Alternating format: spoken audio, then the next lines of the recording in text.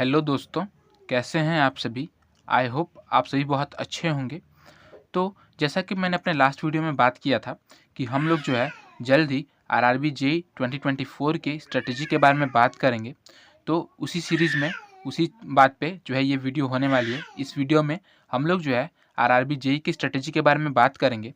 सबसे पहले मैं आपको बता दूं कि ये जो स्ट्रेटजी होगी इसे हम बाइफरकेट करेंगे दो तरह के स्टूडेंट्स के लिए, है ना? क्योंकि आप सभी को पता है कि अभी हम में से बहुत सारे ऐसे दोस्त होंगे जो एसएससी जेईई मेंस के लिए प्रिपेयर कर रहे होंगे और वो भी चाहते होंगे या फिर उनकी भी आशा होगी कि हाँ, हम भी जो है आरआरबी जेईई के लिए प्रिपेयर करें, है ना? तो वो वैसे बच्चे और कुछ ऐसे दोस्त होंगे जो सिर्फ़ और सिर्फ़ आरआरबी जेईई के लिए फ़ोकस होंगे, आरआरबी जेईई के लिए प्रिपेयर कर रहे होंगे, है ना? तो ये 2 तरह के बच्चे हैं। अब इन दोनों में ही ऐसी कोई बहुत बड़ी डिफ़रेंस नहीं है ऑब्वियसली, क्योंकि अभी आगे आगे हम बात करेंगे तो आपको दिखेगा कि नहीं, एसएससी जेईई मेंस के लिए भी जो कैंडिडेट्स जो भी हमारे दोस्त प्रिपेयर कर रहे हैं उनके पास भी ऐसी कोई इशू नहीं है, वो भी अपना प्रिपेयर कर सकते हैं। इसके एसएससी जेईई मेंस के प्रिपेयर के मतलब प्रिपरेशन और एग्ज़ाम के बाद आराम से आप आरआरबी जेईई के लिए जा सकते हैं, क्योंकि अभी सफिशिएंट टाइम है आपके पास, है ना? तो इसी बारे में हम बात करेंगे कि आपको जो है किस तरह से अपनी स्टडी रूटीन को रखना है और कितना टाइम आपके पास बचा हुआ है आरआरबी जेईई के सीबीटी 1 के लिए, और क्या-क्या चीज़ें पढ़नी है, कैसे पढ़नी है, इन सभी चीज़ों के बारे में हम लोग बात करने वाले हैं। इससे पहले मैं बात करूँगा थोड़ा-सा एसएससी जेईई मेंस के बारे में, क्योंकि जो भी दोस्त ऐसे हैं जो एसएससी जेईई के साथ-साथ आरआरबी जेईई की प्रिपरेशन करना चाहते हैं, तो उनके लिए कुछ पॉइंट्स हैं जो बताऊँगा मैं, जो प्लस पॉइंट्स हैं जिनके थ्रू जो है कहीं न कहीं उनको एक पॉजिटिव वे में जो है ये मिलेगा कि हाँ, ठीक है, हम लोग जो है अभी फ़िलहाल एसएससी जेईई मेंस के लिए फ़ोकस करके पढ़ाई करते हैं। ऑब्वियसली क्योंकि बहुत सारे दोस्त होंगे, मैं जानता हूँ और मैंने देखा भी है कि बहुत सारे दोस्त ऐसे हैं, मेरे फ्रेंड सर्कल में बहुत सारे दोस्त ऐसे हैं जिनका जो है एसएससी जेईई प्री में जो है बहुत मतलब बहुत अच्छे मार्क्स नहीं है, ऐसा है कि बॉर्डर पे हैं, है ना? लाइक किसी का 110 है या फिर किसी का 115 है। तो जो दोस्त इसके बीच में लाई कर रहे हैं, उनको एक डाउट है कि हम लोग क्या एसएससी जेईई मेंस के लिए जाएँ? क्या हमारे लिए बेनिफिशियल होगा? या फिर हम अब आरआरबी जेईई के लिए फ़ोकस करके पढ़ाई करें? है ना? ये डाउट उन सबको है। तो इस डाउट को भी मैं यहाँ पे क्लियर करूँगा, ठीक है? मैं आपको एक बात बताने की कोशिश करूँगा ये कि देखिए, एसएससी जेईई सीबीटी 1 का रिज़ल्ट अभी डिक्लेयर नहीं हुआ है ना? लेकिन डिक्लेयर नहीं हुआ है तो हमें नहीं पता कि एग्ज़ाम डेट कब है, अभी तक अनाउंस नहीं हुआ है ना? एग्ज़ाम डेट के बारे में अभी तक किसी ने भी कुछ भी नहीं बताया, ठीक है? लेकिन फिर भी मैं मान के चलता हूँ, क्योंकि अब काफ़ी टाइम हो गया है, आज 3 तारीख है जब मैं ये वीडियो शूट कर रहा हूँ, ठीक है? तो आज 3 तारीख है और मैं ये मतलब मुझे पूरी तरह से ये आशा है कि इस हफ्ते के अंदर में ना एसएससी जेईई सीबीटी 1 का रिज़ल्ट आ जाना है, किसी भी हालत में। और मुझे जहाँ तक लगता है जो एग्ज़ाम डेट है, पहले मुझे लगता था कि अगस्त में हो जाएगा, बट अब मुझे ऐसा लगता है कि एग्ज़ाम डेट जो है वो उठ के सितंबर के फर्स्ट वीक में जाएगा, और अगर सितंबर के फर्स्ट वीक में नहीं भी गया ना, तो अगस्त के लास्ट वीक में तो चला ही जाएगा। तो इस बार हमारे पास कुछ अच्छा खासा अमाउंट ऑफ टाइम है एसएससी जेईई मेंस के लिए प्रिपरेशन के लिए, क्योंकि ऑब्वियसली हम देखें तो हमारा जून में एग्ज़ाम हुआ था। हमारा पूरा ऑब्वियसली जून के स्टार्टिंग फर्स्ट वीक में हुआ था, तो हमें कहीं न कहीं जून का लगभग पूरा महीना मिला मतलब पढ़ाई करने के लिए, मेंस के लिए। फिर हमने जुलाई भी पढ़ा और अब हम अगस्त भी पढ़ेंगे, तो हमें 3 मंथ्स का टाइम अलॉट हो रहा है, ठीक है? तो अच्छी बात है, हमारे लिए अच्छी बात है कि हम अच्छी तरह से प्रिपेयर कर पा रहे हैं, नो डाउट। तो ये हो गया एग्ज़ाम डेट के बारे में कि हाँ, ठीक है, इस महीने में या फिर सितंबर के यानी अगले महीने के पहले वीक तक एग्ज़ाम हो जाना चाहिए। अच्छा, अब आपको मालूम होगा, एक चीज़ आपने नोटिस किया होगा कि आरआरबी जेईई का जो फॉर्म फिल अप हो रहा है, वो कब तक हो रहा है? वो अगस्त के लास्ट डेट तक हो रहा है। यानी कि आप कह सकते हैं कि जब तक आपका एसएससी जेईई का मेंस का एग्ज़ाम होगा, ठीक है? तब तक आपका जो है आरआरबी जेईई का फॉर्म फिल अप होने वाला है। लगभग 1 हफ्ते का आगे मतलब 7 दिन का आगे-पीछे हो सकता है, लेकिन यही चीज़ है, ठीक है? तो अगर जो मेरे दोस्त ऐसे हैं जो एसएससी जेईई मेंस के लिए प्रिपेयर करना चाहते हैं या फिर कर भी रहे हैं, या फिर जिनका थोड़ा-सा कम मार्क्स है या फिर थोड़ा-सा अच्छा मार्क्स है, मैं सभी को कहूँगा कि मेरे भाई, एसएससी जेईई मेंस का प्रिपेयर करो उसके लिए, उसमें कोई डाउट नहीं है, क्योंकि एट द एंड वो प्रिपरेशन आपको जो है सीबीटी 2 के लिए जो है कहीं न कहीं हेल्पफुल होने वाला है, ठीक है? बहुत हेल्पफुल होने वाला है सीबीटी 2 के लिए। और दूसरी बात कि आप जो है किसी भी तरह का टाइम वेस्ट नहीं कर रहे हो, है ना? आप जो है जब तक बहुत सारे दोस्त आप देखिएगा कि मैक्सिमम जो कोर्सेज़ जो लोग चलाएँगे, मैक्सिमम चीज़ें जो होंगी, वो फॉर्म फिलअप होने के बाद देखिए कितने सारे लोग का कोर्स चलेगा, ठीक है? अब मैं ये नहीं कहता किसी का कोर्स लेना, वो आप पे डिपेंड करता है, आप सेल्फ स्टडी करते हो या फिर क्या करते हो। लेकिन स्टिल मैं ये कहता हूँ कि अभी जब तक फॉर्म फिलअप हो रहा है, अगर तब तक एसएससी जेईई का एग्ज़ाम आप दे रहे हो, तो कोई इश्यू नहीं है, आप बहुत सही टाइम पे हो। और इसके बाद भी अगर आप फॉर्म फिलअप के बाद भी अगर आप आरआरबी जेईई के लिए जाते हैं, तो आपके पास मच मोर टाइम है, आपके पास सफिशिएंट टाइम है इसको प्रिपेयर करने के लिए, ठीक है? तो आप इस डाउट में, इस कन्फ्यूजन में ना रहें कि मुझे एसएससी जेईई मेंस को छोड़ना चाहिए या नहीं छोड़ना चाहिए। आपको नहीं छोड़ना, आपको लेके चलना है, साथ-साथ लेके चलना है, ठीक है? चलिए, इसके बाद मैं बात करता हूँ आरआरबी जेईई के बारे में। तो आरआरबी जेईई का as you know exam date जो है, एक्सपेक्टेड एग्ज़ाम डेट वो है आपका दिसंबर 2024, ठीक है? यानी कि दिसंबर 2024 तक, यानी कि इस साल के आखिरी महीने में आपका एग्ज़ाम होना सुनिश्चित किया गया है। अभी ऐसा कोई ये नहीं है ऑफ़िशियल डाटा, ये नहीं है, क्या बोलते हैं, ऑफ़िशियल नोटिस नहीं आया है इस पे, बट स्टिल ऐसा हम मान के चलते हैं। तो यहाँ पे हम बात करेंगे, जो हमारी स्ट्रैटेजी होगी वो हम बात करेंगे 15 अगस्त से लेके, ठीक है? यानी कि 15 अगस्त से लेके 1 दिसंबर तक की। जो दोस्त एसएससी जेईई के लिए जा रहे हैं, वो इस टाइम को थोड़ा-सा 15 दिन घटा लेंगे। क्या करेंगे? थोड़ा-सा 15 दिन घटा लेंगे, और कुछ नहीं, है ना? 15 दिन घटा देंगे तो सितंबर में आ जाएँगे, तो हो जाएगा। और नहीं भी घटाएँगे तो कोई बहुत बड़ा इश्यू नहीं है यार, आप सीबीटी 1 के लिए जा रहे हो, सीबीटी 2 का आपका प्रिपरेशन हो जाएगा इसमें, तो बेहतर है। और इस बात में अगर कम मार्क्स है, एसएससी जेईई मेंस में अच्छे मार्क्स आ जा रहे हैं, एसएससी जेईई में हो जा रहा है, तो बहुत बढ़िया है। फिर आपको आरआरबी जेईई की तरफ देखना नहीं है, क्योंकि एट द एंड आपको भी पता होगा कहीं न कहीं जो है, लोग आरआरबी जेईई से बेहतर एसएससी जेईई को प्रेफ़र करते हैं, और वो प्रेफ़र करना भी चाहिए ऑब्वियसली। और मुझे लगता है कि आप लोगों में से जितने भी दोस्त हैं मेरे, मैक्सिमम जो दोस्त होंगे, वो प्रिपरेशन में अगर उतरे होंगे तो वो आरआरबी जेईई के भरोसे नहीं उतरे होंगे, एसएससी जेईई के भरोसे ही उतरे होंगे, क्योंकि उसका हर साल एग्ज़ाम आता, हर साल नोटिफ़िकेशन आता है, हर साल वैकेंसी आती है। 5 साल में ये एक बार आता है, ठीक है? तो इसके भरोसे तो कोई नहीं होगा, मुझे जहाँ तक लगता है ना?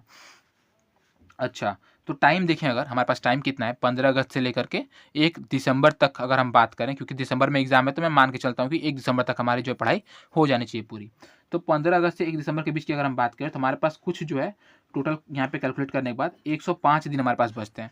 यानी कि overall 3 month 3 and half month, ठीक है? 3 and half month, 3 and half month बचते हैं, बट मैं यहाँ पे आपको 3 मंथ का टाइम देता हूँ, 90 दिन का टाइम देता हूँ। 105 दिन हमारे पास हो रहे थे, मैं आपको 90 दिन का टाइम देता हूँ। क्यों? क्योंकि आपको पता है कि ये जो टाइम है ना, ये अगस्त से लेकर नवंबर तक, इसमें बहुत सारे त्योहार हैं, है ना? आप आइदर किसी भी रिलीजन से बिलॉन्ग करते हो, बट आपने देखा होगा कि ये जो टाइम है ना, इसमें बहुत सारे त्योहार आते हैं, बहुत सारे फेस्टिवल्स पड़ते हैं, जो कहीं न कहीं अगर आप नहीं भी चाहते हो, तो भी उसमें कुछ न कुछ दिन आपके इन्वेस्ट हो जाएँगे, कहीं न कहीं चले जाएँगे, है ना?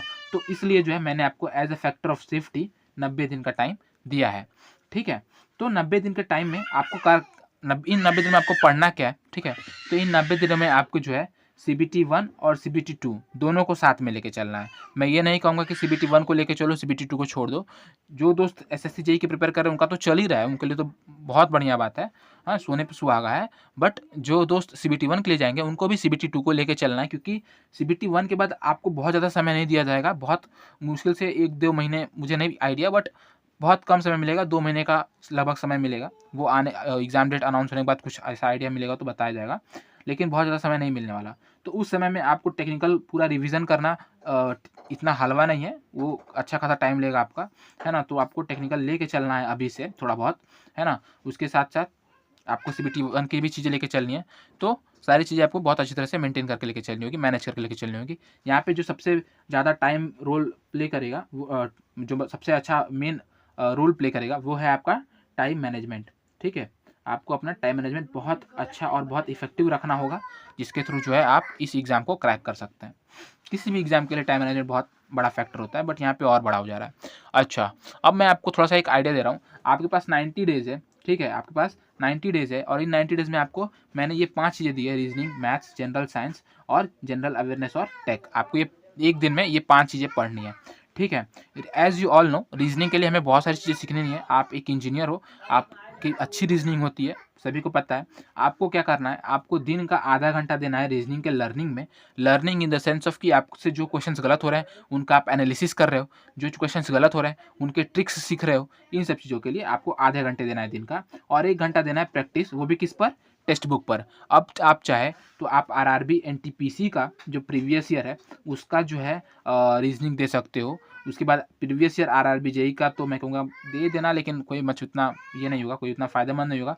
मैं कहूँगा कि एसएससी एमटीएस, ठीक है, एसएससी एमटीएस और एसएससी सीएचएसएल का जो है ना पेपर, उसका आप दे लेना, या फिर एसएससी जेई का जो पेपर आता है उस लेवल का भी दे लोगे ना, मतलब देंगे आप तो बेहतर है।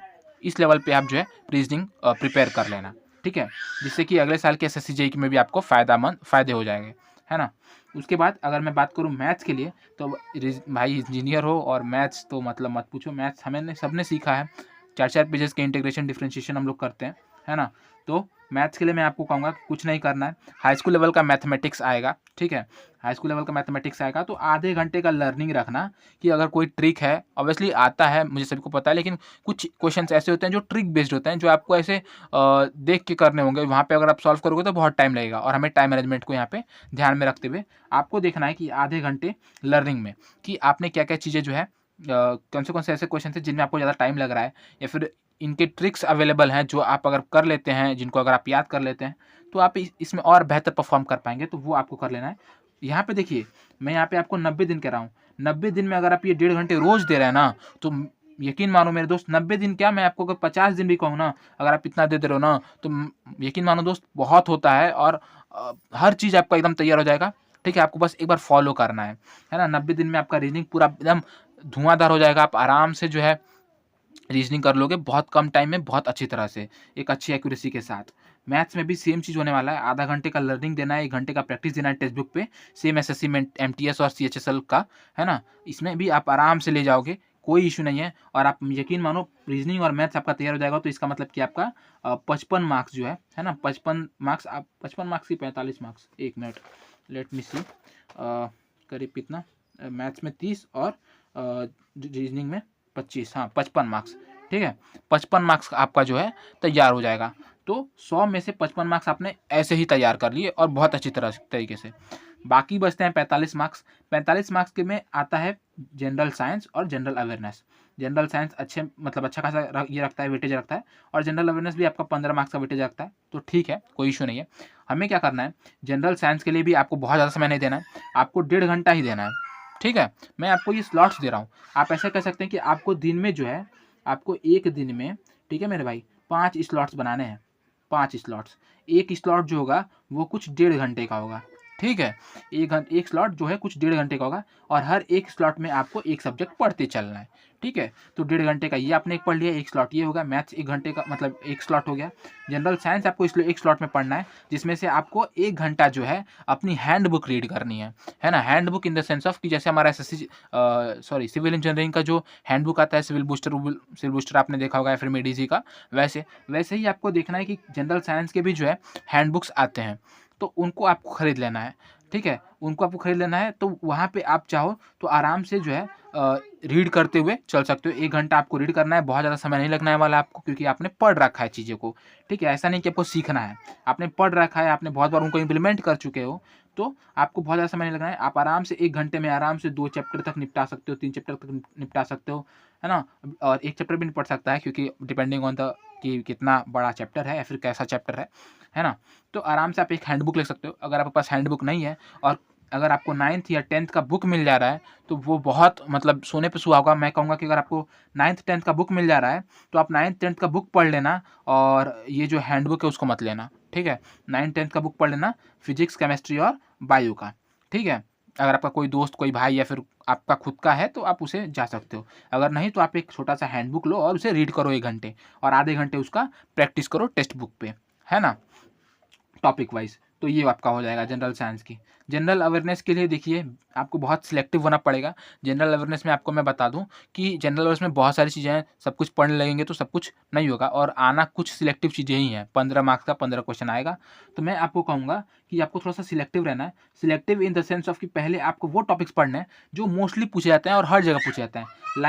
लाइक आपका जो है 5 ईयर प्लान, ठीक है, लाइक 5 ईयर प्लान, जैसे जैसे आपका डांस हो गया, फिर ये बुक्स और ऑथर्स हो गए, ये वाले टॉपिक्स। और उसके बाद जो है ये मतलब ये जो मिसलेनियस पार्ट्स हैं, इनसे बहुत सारे क्वेश्चंस पूछे जाते हैं, तो ये चीज़ें आपको सबसे पहले कवर करनी है। एंड देन आपको जो है प्रोसीड करना है, किसके लिए प्रोसीड करना है, हिस्ट्री के कुछ इंपॉर्टेंट टॉपिक्स के बारे में। लाइक पहले आपको मॉडर्न हिस्ट्री पढ़ लेनी है, ठीक है, क्योंकि इससे बहुत ज़्यादा क्वेश्चन आते हैं।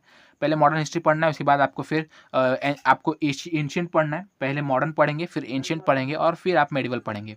ये एज पर प्रायोरिटी है कि इंपॉर्टेंस के अकॉर्डिंगली कि कितना आपको प्रायोरिटी देना है किस पार्ट को, as per your importance. But अगर आपको ऐसा है कि नहीं मैं तो शुरुआत से पढ़ूंगा, तो आप वो भी कर सकते हो, क्योंकि टाइम आपके पास अवेलेबल है अच्छा खासा।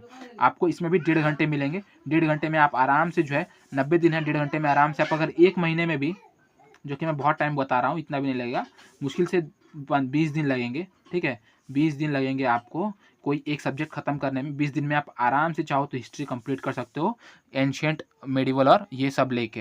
हाँ, और अगर बात करें तो मैं आपको एक चैनल भी सजेस्ट करूँगा, एक SSC परमार करके चैनल है, आप सभी ने फॉलो किया होगा, आप सभी जानते होंगे, बहुत अच्छा पढ़ाते हैं सर, बहुत अच्छे बताते हैं, है ना। तो इनसे आप पढ़ सकते हो, तो मोर देन सफिशिएंट हो जाएगा।